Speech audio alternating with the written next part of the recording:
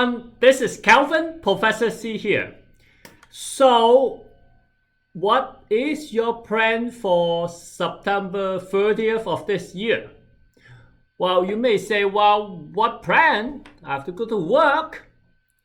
But in case you do not know, federal government are announcing that September 30th will become a new holiday, which is called, let me take a look, National Day for Truth and Reconciliation, which is,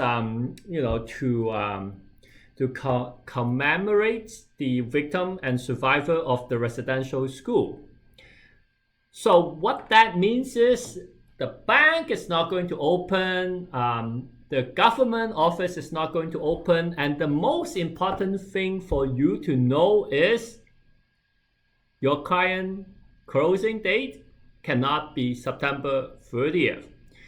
There are a few lenders out there, including TD Bank and all that, already sent out notice telling you that to call your client, to call the real estate agent, to tell them that, hey, if they have a closing date of September 30th, please change it now. However, I have been talking to a couple of my members and they have no idea as well. So I just want to make a video for you guys to,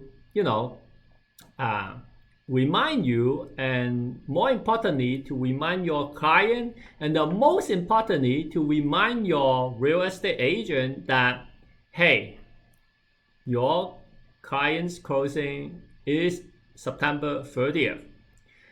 It will be a new public holiday and closing on that day is not possible.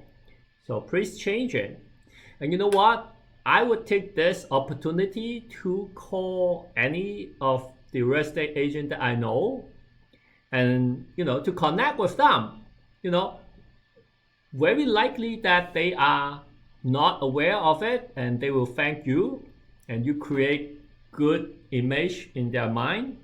And even if they know the date, how many brokers and agents you think they will receive a call and reminding them? I would say 90% of the mortgage agent would not do this move. So if you are the 10% that call them, would they be more happy? Would they refer you more business? I think it might.